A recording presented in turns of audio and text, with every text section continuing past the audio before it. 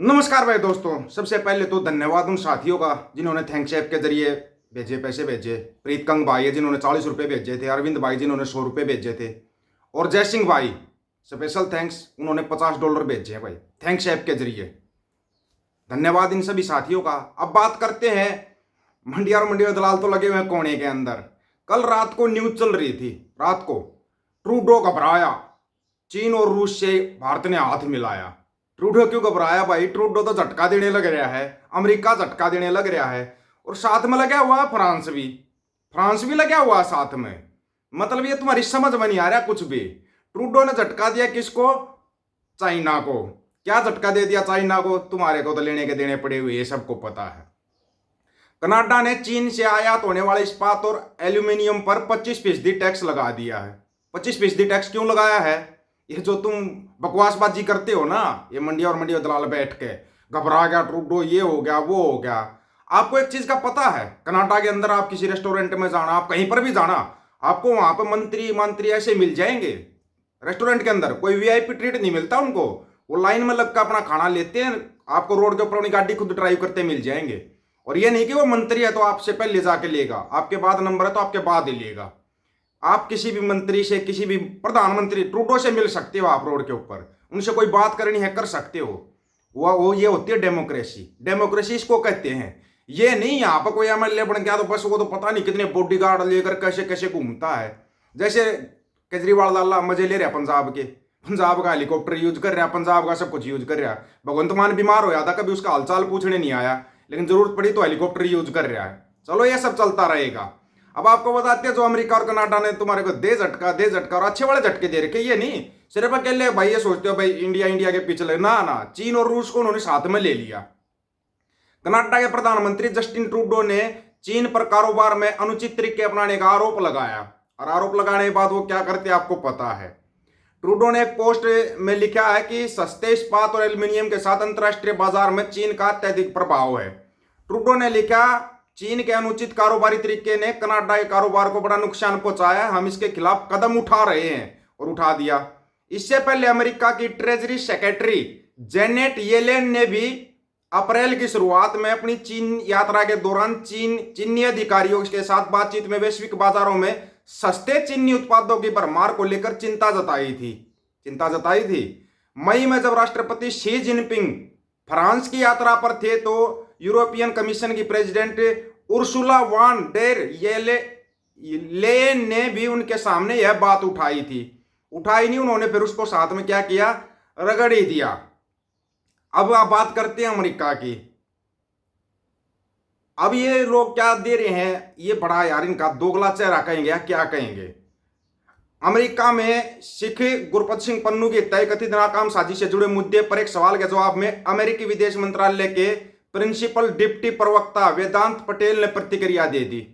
उन्होंने प्रतिक्रिया दी है, अभी तक तो ठीक है तुम कर रहे हो, जांच में सहयोग कर रहे हो, लेकिन जांच में सहयोग तुम्हारे को कनाडा के साथ भी करना पड़ेगा, वो तुम्हारे से करवा लेंगे, उसकी जरूरत ही नहीं है।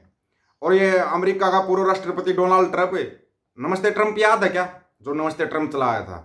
नमस्ते पुतिन नहीं चलाया था, नमस्ते ट्रंप चलाया था, और पुतिन इस बात को भूलता नहीं।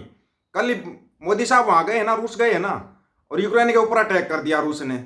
मतलब के घर बुला के ऐसे आरती कौन उतारता है भाई, लेकिन ये उतार देते हैं। और यहाँ पे क्या हो रहा है, डंका बज रहा, पापा का डंका बज रहा, पापा का डंका फोड़ रहे हैं बुला बुला के, ये इनकी समझ में नहीं आ रहा।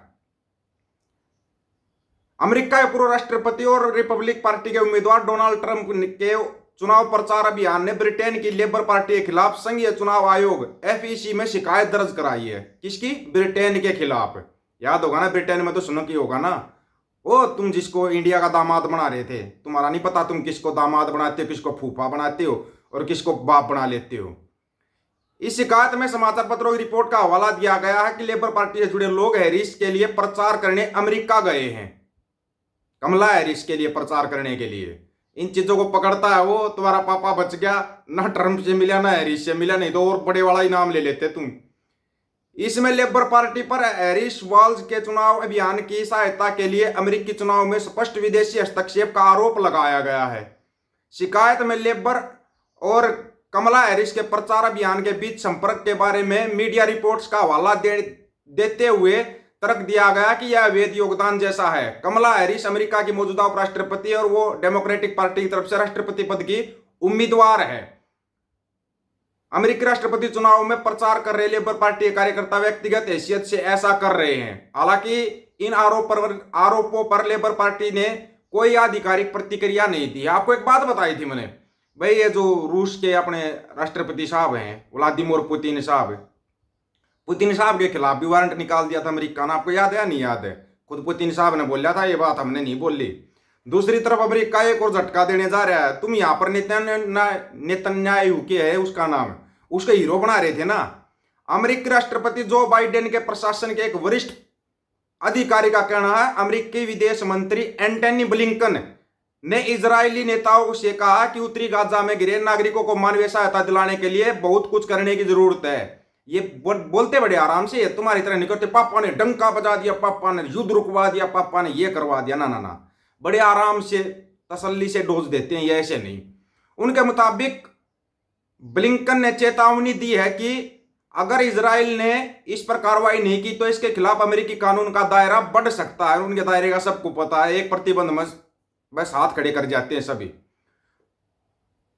अमेरिकी विदेश मंत्री ने यरूशलेम और तेल अवीव में सिलसिलेवार बैठकों में इजरायली प्रधानमंत्री बिन्यामिन नेतन्याहू, रक्षा मंत्री योआद गैलेंट, रणनीतिकार मामलों के मंत्री रान डर्मर और वरिष्ठ सैन्य अधिकारियों से मुलाकात की। यह बैठक एक क्षेत्रीय दौरे का हिस्सा है जिसे अमेरिका पिछले हफ्ते गाजा में इजराइल हमले में हमास नेता याहुना सिनवार की हत्या के बाद कूटनीति को फिर से शुरू करने के अवसर के तौर पर देखता है। इजराइल को ब्लिंकन का स्पष्ट संदेश इस बढ़ती आलोचना के बावजूद आया है कि अमेरिका गाजा में आम नागरिकों के मारे जाने की गति को रोकने में विफल रहा था। इन्होंने करके दिखा दिया एक्शन। अब ये एक्शन दूसरा क्या हो रहा है, ये अपना वो बना रहे हैं, ब्रिक्स का वो बना रहे हैं, कोई क्या बना रहे हैं पता नहीं भाई। ये ब्रिक्स है, ये है।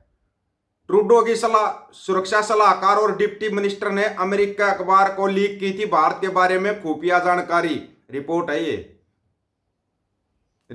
ये। अब ये बताओ, अमेरिका बोल रहा है, कनाडा के प्रधानमंत्री जस्टिन ट्रूडो के राष्ट्रीय सुरक्षा सलाहकार और विदेश मामलों के डिप्टी मंत्री ने अमेरिकी अखबार वाशिंगटन पोस्ट को भारत के बारे में संवेदनशील खुफिया जानकारी दी। ये कनाडाई पुलिस RCMP की ओर से सार्वजनिक रूप से भारत पर आरोप लगाए जाने से पहले किया गया था।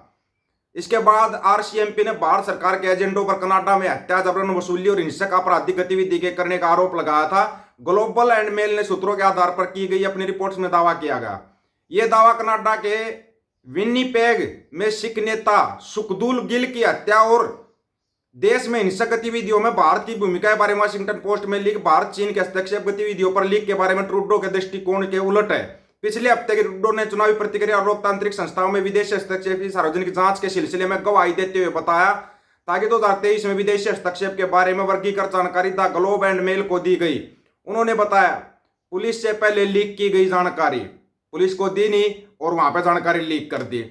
अब ये सिस्टम क्या होगा तुम्हारे साथ पता है? तुम्हारा पापा गया। आप लोगों की क्या राय है इसके बारे में? अपनी राय देना, आपकी राय का इंतजार रहेगा। सभी साथियों को राम राम, नमस्कार, आदाब, सत श्री अकाल।